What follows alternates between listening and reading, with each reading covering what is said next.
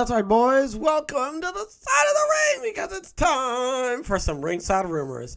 In a report confirming Ace Steel's release, Fightful Select's AEW sources said Steel's exit was a no-brainer decision and expected it would have happened quickly after All Out if not for the possibility of legal action. Okay, that doesn't make any sense. If it was such a for show right on that he was gonna leave, then why did they take so long? Like, oh, we have the evidence that he killed the man, and he even went on record and say he admitted it. Okay, well, we still have to go through the legal thing.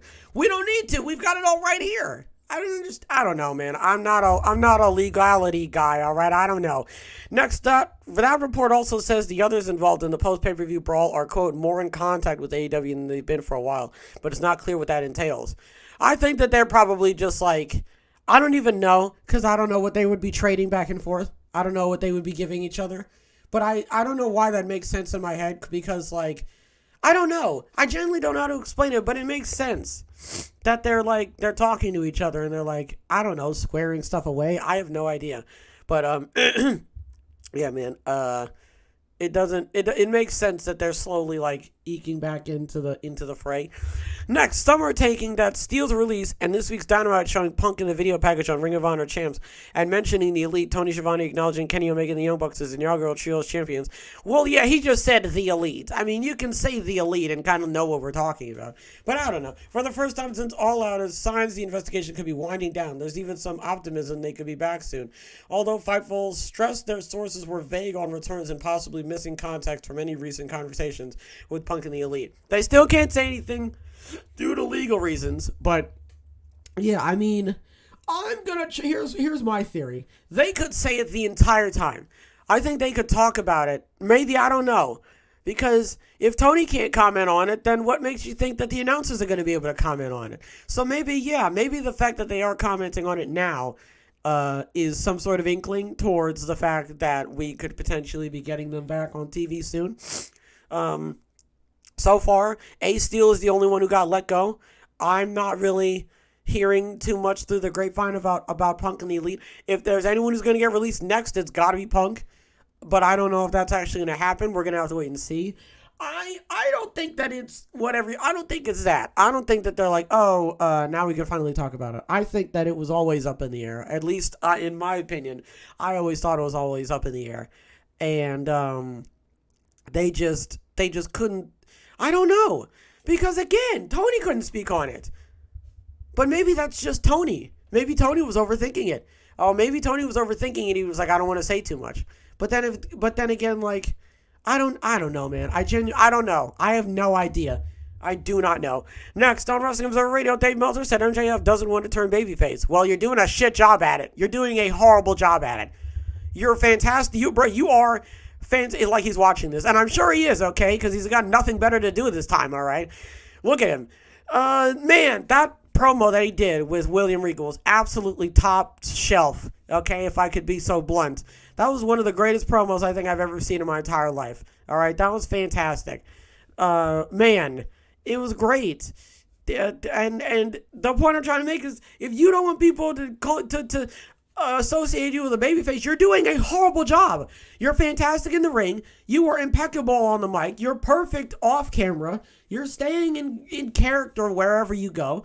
It's like you're like one of the greatest modern day wrestlers of all time. Like, I don't understand. Oh yeah, let me just boo you. Fuck. Well, that doesn't make any sense. Next, after his appearance on the brand this week, all right, I wanted to make sure I read that correctly. PW Insider reports that Shinsuke Nakamura will make additional appearances on NXT in the weeks ahead. Well, okay, I don't 100% know if that particularly means that he's going to be on NXT going forward, or it just means that he's going to be making some sporadic appearances on NXT. I have no idea. It doesn't sound like he's moving there. He might. I don't know. We'll have to wait. And then finally, WWE filed for some interesting trademarks recently. Lyra Valkyria for a wrestler and NXT deadline for a show. Yeah, so they were speculating that this could be for Taya Valkyrie, if you remember. And because you remember, Taya Valkyrie, a.k.a. Frankie Monet, a.k.a. Johnny Mundo's wife, she was there for a little bit. And she had, like, the dog, and she was like, yeah, I'm, like, super posh or whatever the fuck. I don't remember. But Yeah, she was on NXT for quite some time. They were building her. They were, if I remember correctly, they were actually building her up very, very well. I do not remember the program she was in off the top of my head, but I know that she was in some and she was actually doing well. I don't think she got called up. I think if she did, it was very brief because I don't remember her doing much. I don't know, but then again, I have the what's it the memory, see, the memory of a goldfish. So I'm not gonna, I don't know, Lyra Valkyria.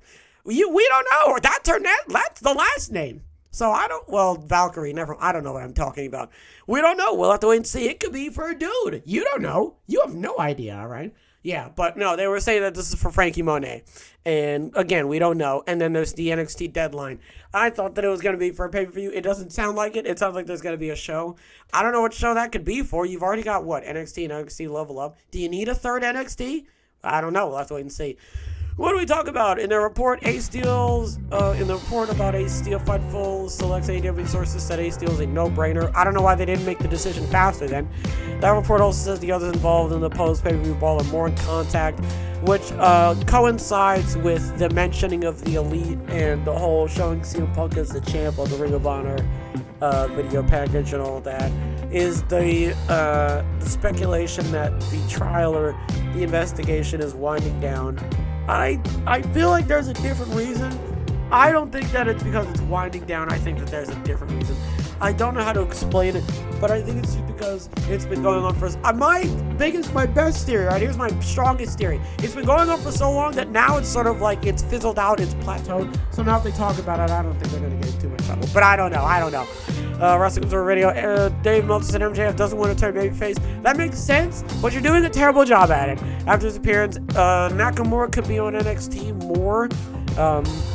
I mean, sure. I don't know what that means, because it doesn't sound like he's going to be moving to NXT full-time, but it also doesn't sound like he's going to be leaving NXT anytime soon. So, I don't know. After his appearance on the brand this week, I read that already. And then WWE files a trademark for Lyra Valkyria and NXT Deadline. We gotta wait and see what those could be for, because we don't know. It could be for literally anything. We have no idea. Folks, that's gonna do it for this episode. I'm gonna give a shout out to everybody who stopped by. Hopefully everybody has a wonderful tonight and a wonderful tomorrow. And as always, that's right, I switched the outros around. Big hugs all around.